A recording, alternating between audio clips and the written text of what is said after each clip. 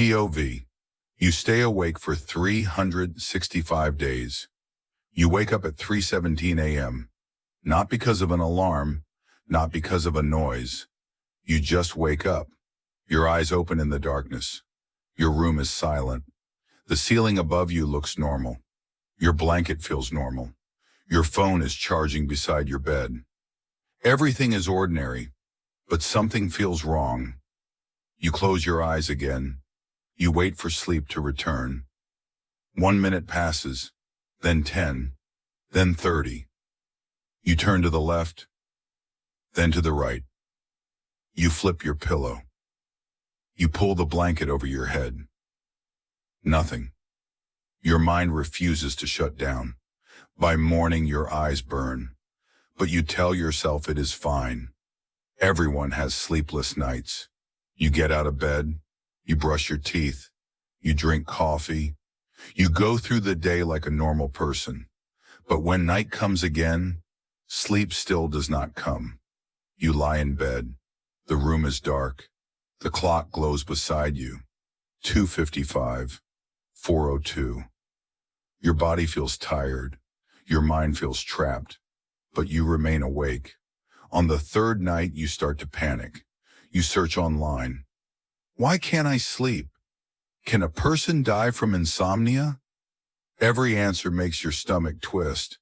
You throw your phone away. No, you whisper, I'm just stressed. But deep inside, you know this is different. On day 5, people notice. Your mother looks at you during breakfast. You look pale, she says. I'm fine, you lie. At school, words on the board blur together. Letters move like insects. Your teacher asks you a question. You hear the words, but they arrive late, like the sound is coming from underwater. Everyone turns to look at you. You open your mouth. Nothing comes out. Someone laughs. You force a smile. I didn't sleep well, you say, but that is not true anymore. You did not sleep at all. On day 7, you begin to hear things. Small things at first. Your name whispered from another room.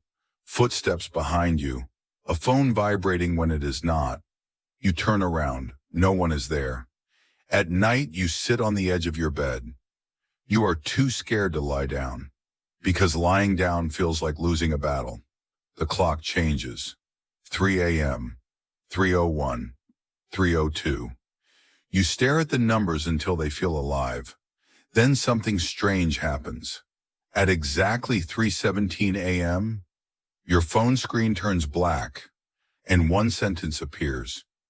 Do not sleep. You freeze. Your heart begins to pound. You grab your phone. The message is gone. Only the lock screen remains. You tell yourself it was a hallucination. It had to be. But the next night at 3:17, it happens again. Do not sleep. This time under the words, there is a number. 358 days left. Your blood turns cold. You blink. The screen returns to normal. On day 10, you try sleeping pills. Nothing. You try music. Nothing. You try meditation. Nothing. You try praying. Nothing. Like someone has locked the door to sleep and thrown away the key. On day 15, your reflection starts moving wrong. You lean closer to the mirror. Your reflection leans closer too. But half a second late, you step back. It smiles. You do not. You scream. Your mother runs in. What happened? You point at the mirror. On day 30, the world begins to bend. The sky looks too bright. Shadows stretch in places where no light should be. People's faces look unfamiliar, even when you know them.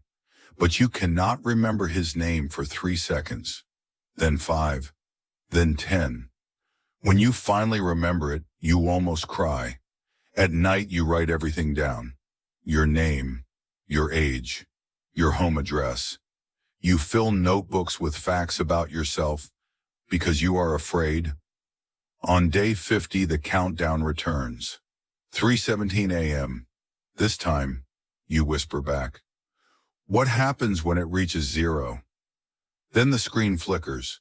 One new sentence appears. You drop the phone.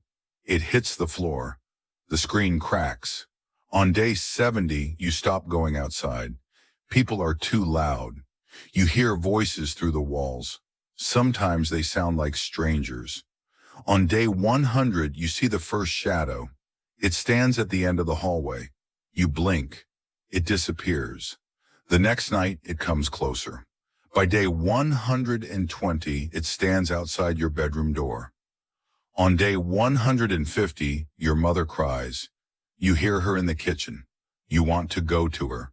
You want to hug her, but you stay in your room. On day 200, your memories start changing.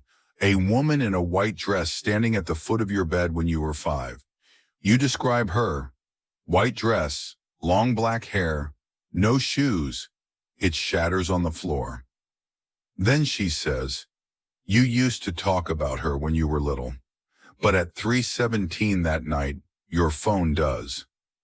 The woman who waits behind sleep. On day 250, the shadow finally enters your room. It bends down toward you, and for the first time you hear its voice.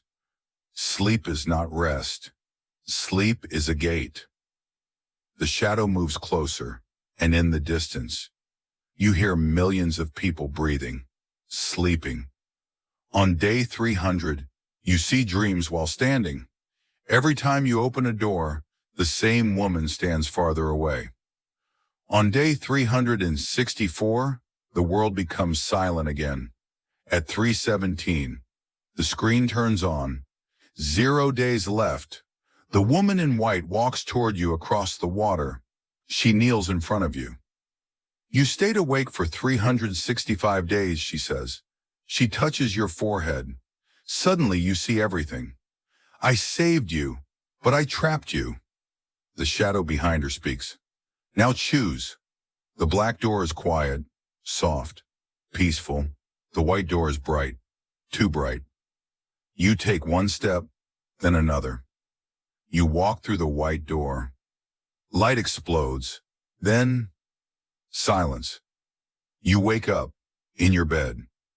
You begin to cry, because finally, after 365 days, you are sleepy. Your mother knocks on the door. Are you awake? You look at the window, at the soft light, and you whisper, not for long. You lie down. You close your eyes. And this time, sleep comes.